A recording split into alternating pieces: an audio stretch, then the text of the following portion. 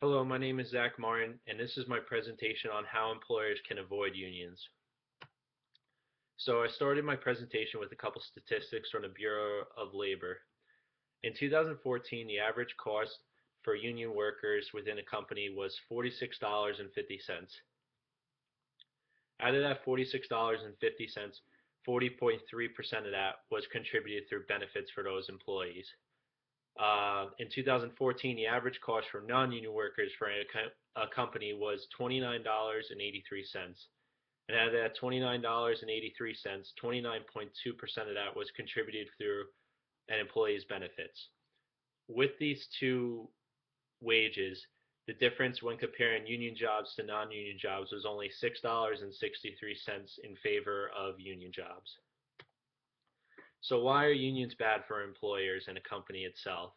The cost for workers increases very drastically because of the wage increase that they're getting and the benefits that they're going to receive.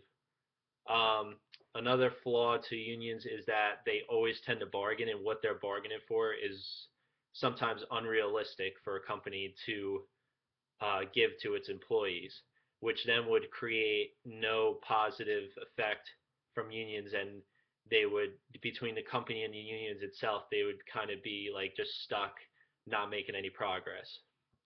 Another flaw to unions is that the benefit costs can add up very fast for its employees. And finally, if those costs were to increase drastically and affect the company's profits in a big way, it could force a business to close its doors. So, how to persuade employees to avoid unions? The first way I would do this is through captive audience meetings. This is when employers of a company will gather all of its employees and present their views on why a union is bad for the company. You want to make sure to use careful word choice when you're doing this. Don't threaten any employees with firing them if they make a union. Don't target anybody individually, making them feel uncomfortable, stuff like that. You want to make it just open mind.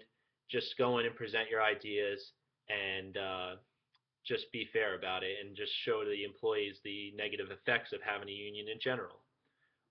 In the book, they list an example of doing this by telling an employees, say, if they formed a union, how if the profits are or if the profits are decreased because of the union being formed, that a company can a company outside of them can run them out of business because they'll take all their customers, forcing them to close their doors.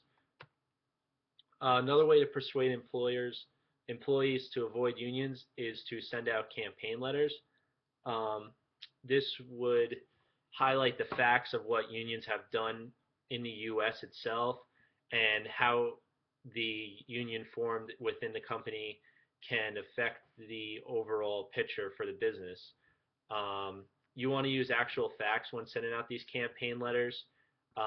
Don't make up anything because that'll be viewed in a negative way by the unions. And just be careful about your word choice again when sending out these letters. Another way to avoid unions is to hire union avoidance consultants.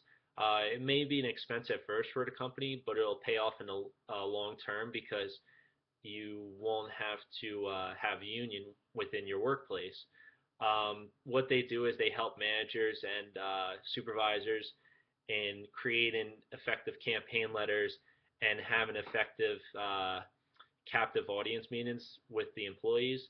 And they're very effective. They can be proven to lower the chance of a union being formed within the company. Another way to persuade employees to avoid unions is by giving them an example of how their pay is going to be affected through a union being formed. You could hand this out through the captive audience meetings or through the campaign letters given to the employees. You want to make sure to use a fake example of this. Don't target a specific individual within the company and just show them on paper how the pay will be affected. And it may open up the eyes of people thinking about joining a union to second guess joining that union itself because their pay might be decreased because the union's being formed. Another way of persuading people to avoid unions is through no solicitation laws. This will prevent union organizers from outside a company from entering the workplace. However, it doesn't affect your employees from talking to those union organizers. So it will only affect them from coming into the actual workplace and talking to your employees. So that could lower the likelihood of a union being formed also. And then finally, if all else fails, I would give a raise to all the employees within the company. This can be very effective because if you give a raise to your employees that don't have a union now, they're going to think, wow, this is a good company to work for, and why do I want to form a union when we're getting raises already, which would definitely increase the likelihood of not having a union. It's just used as a last resort tactic also though, because you don't want to just go out and throw it out right away, because some of these other methods may be able to get the point across itself without having to increase your employee's wage. So finally, if all these methods are done correctly, you will definitely have a positive effect on your employees and increase the likelihood of not having a union within your workplace.